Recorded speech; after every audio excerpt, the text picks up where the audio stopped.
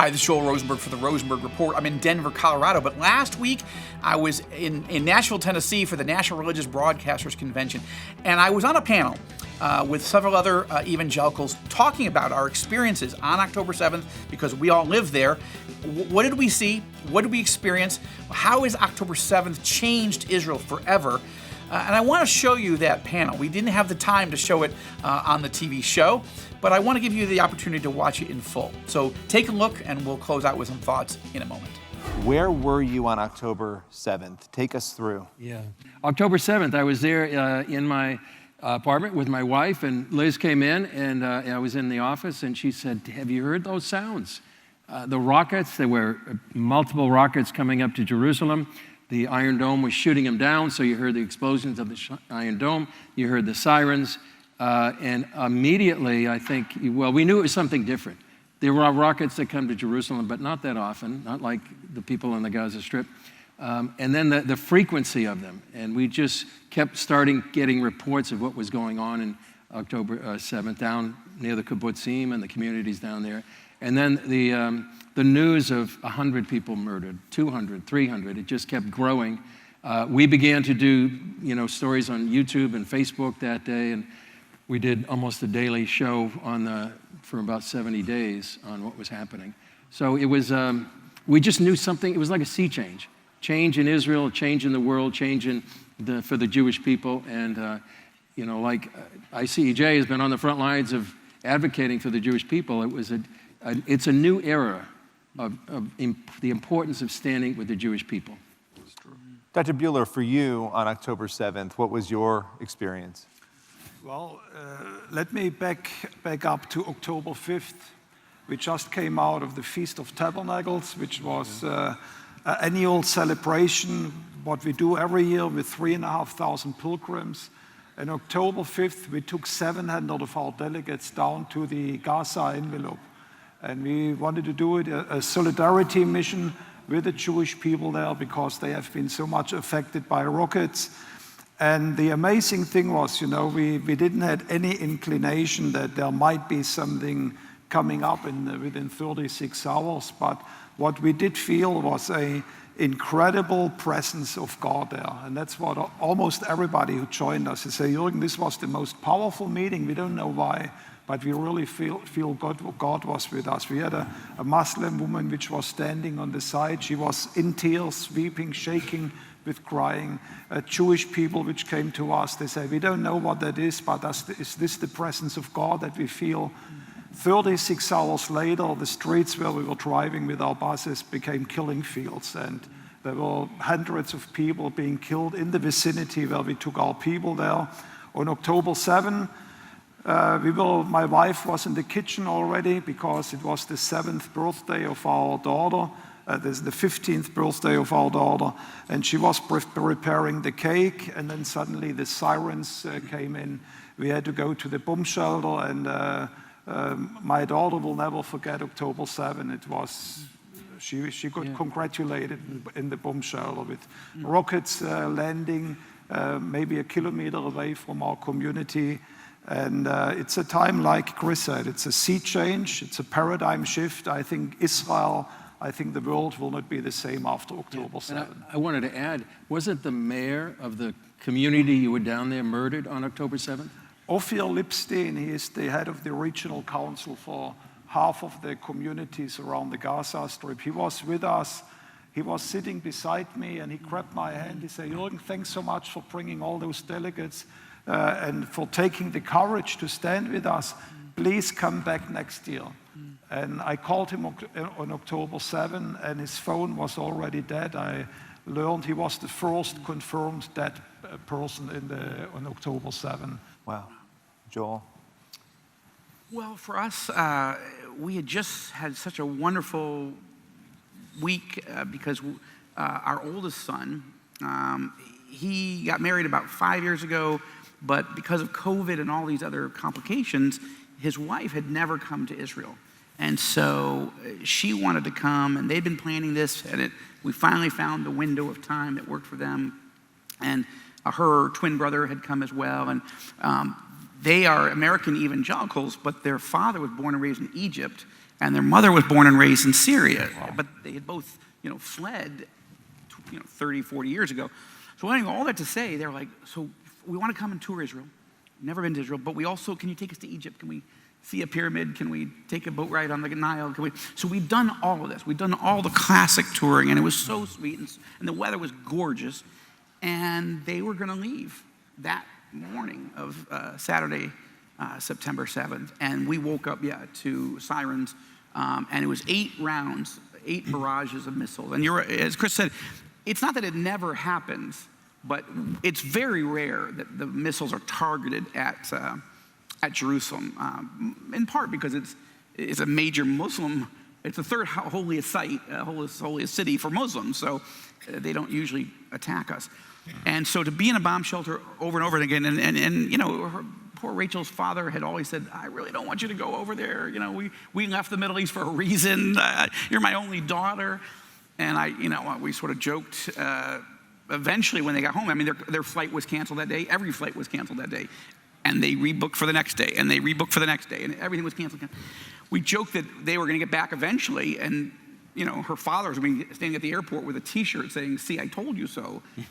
But they experienced more than anybody should. I mean, one day, so that night I was, I just started a year before the Rosenberg Report on TBN. So, I told Matt Crouch, so I've got a face for radio. There's no reason to put me on television. I don't know what you're thinking. But anyway, we were doing this and learning a lot from Chris.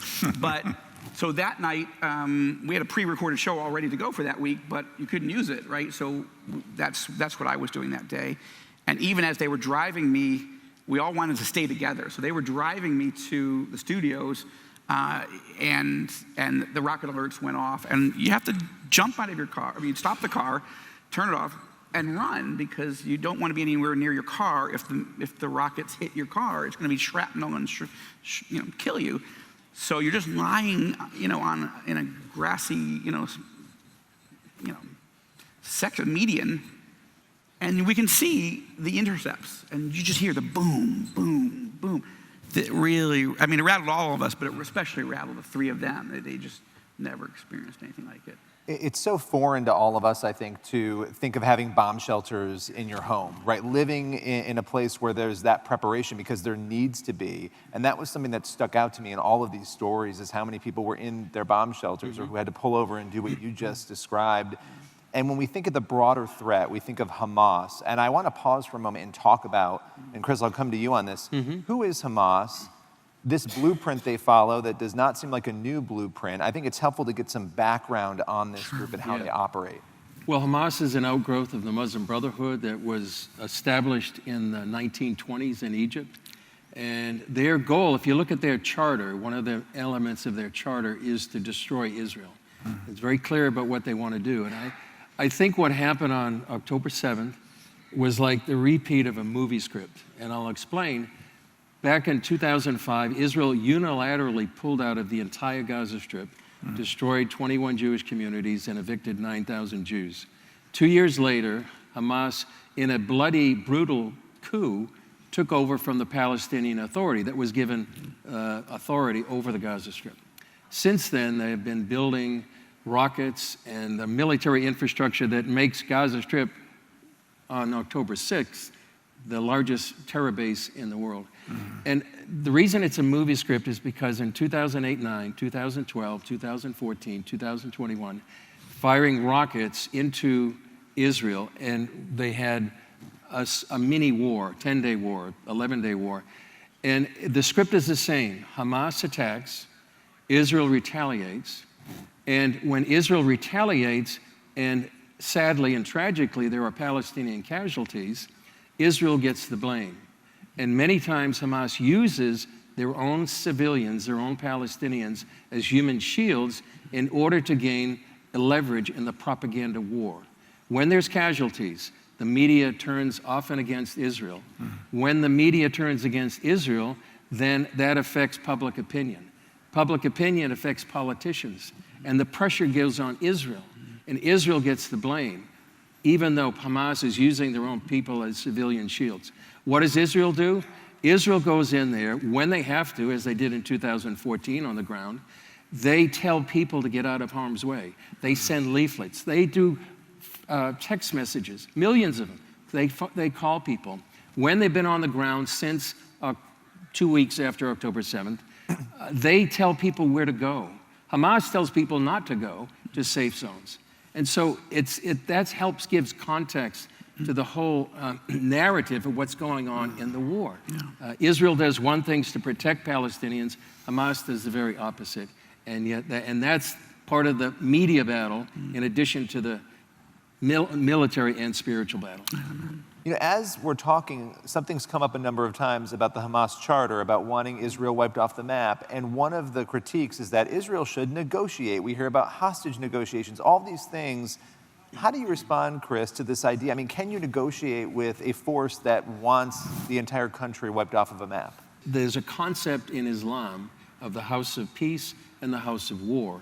The house of peace is that part of the world that is under the subjugation of Islam. The house of war is that part of the world that is not under the subjugation of Islam. And for Hamas, Hezbollah, Iran, the goal of faithful Muslim is to subjugate the house of war. So that's the battle, and it's not just a territorial battle. It's not for a two-state solution. It's for a one-state solution. And added to the sense of, this land, it was under Muslim rule for hundreds of years under the Ottoman Empire. And the goal of a group like Hamas is to take that land back and put it back under Islam. And the fact that the Jewish people are in charge of the land makes it all the more that they need to kill the Jews.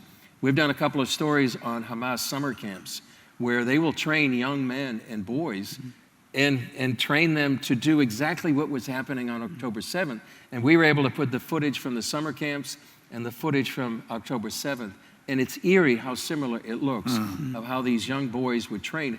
And when you look at what they've done since 2007, they've trained a generation to kill Jews and to take back this land that was once under Islam. I want to pivot a little bit into the West's relationship with Israel. Right now, Dr. Buehler, how are people inside of Israel feeling about the West's response so far to October 7th? I think initially Israel was extremely surprised on the wave of support that came from the United States, from Europe, from parties which nobody believed they would stand with Israel. The Green Party, which is super leftist, super liberal, they made some of the most amazing statements supporting Israel.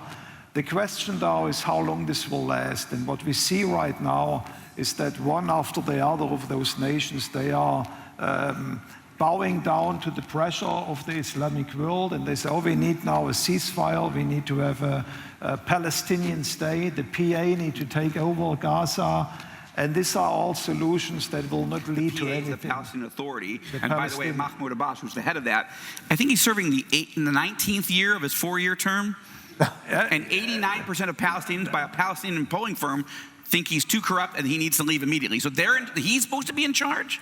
Yeah, and he basically says that, their charter is not too much different from Hamas. They feel Israel is occupied, their school books, they don't have Tel Aviv there, they don't speak about Israeli cities. They believe all of Israel is an occupied area that needs to be liberated, and they want to give them the Gaza Strip, which is horrendous. So right now it's a battle where I believe believers around the world, they are challenged to talk to their governments that Israel has the freedom. I understand fully and I agree there needs to be freedom for the hostages. But I would say let's leave this an Israeli problem. Let them deal with them. But let the world send a signal to Israel. You have all the freedom, all the liberty, all the time you need in order to deal with Hamas. Yes. And thanks God, until now the support came. But we have to pray that the support stays steadfast. This is all happening during an election year in America. And it would seem there is a lot at stake, depending on what happens, depending on who ends up in. How can we be praying for that? And what is at stake politically in America when it comes to our support for Israel? I would say go back to Genesis 12, 2 and 3, 1, 2, and 3. Those that bless Israel will be blessed. Those that curse Israel will be cursed. There's also something in the book of Joel that My says, favorite we're in the valley of decision because they divided God's land. And I think it's important to keep that in context of the political campaign going on in this particular year. If you divide God's land, you can incur wrath that you don't want to, and you want to be on the side of blessing Israel. And I think that is an overall context of what happens politically. And I just add that the story's not over. There's a big issue right now about what Israel's going to do in Rafah, but even bigger is what's going to happen in the north and with this battle of Hezbollah. And with the Iranian nuclear threat. And even bigger is the Iranian nuclear threat. So it's so important to be like that watchman and watchwoman on the wall from Isaiah 62 that give the Lord no rest till he makes Jerusalem a praise in all the earth. Well, I hope that was helpful for you to get a chance to hear from myself, from Chris Mitchell, from Jürgen Buehler, 3 different perspectives, but all unified. We're all evangelical Christians who live in Israel. Obviously, Jürgen has sons that are serving in the army. I've got sons that did serve in the army but aren't fighting in this particular war. Chris Mitchell has been covering Israel for almost 25 years. I hope that you found that helpful, and I hope that you'll share that, this YouTube exclusive, with family and friends on social media. More and more people have to understand, because you'd think, okay, 4.5 months in, everybody understands. No, most people, this is not their focus of their day. It's not their focus of their life. They care for Israel, or they're hearing all kinds of lies and slander about us in the media, and they're not sure what the truth is. That's what All Israel News is for. That's what the Rosenberg Report is for. That's what this YouTube channel is for. When there's more material than we can even put on a half-an-hour show on Thursday nights and Saturday nights, that's what the YouTube exclusives are for. I hope it was helpful. God bless you from Denver. This is Joel Rosenberg with a YouTube exclusive for the Rosenberg Report.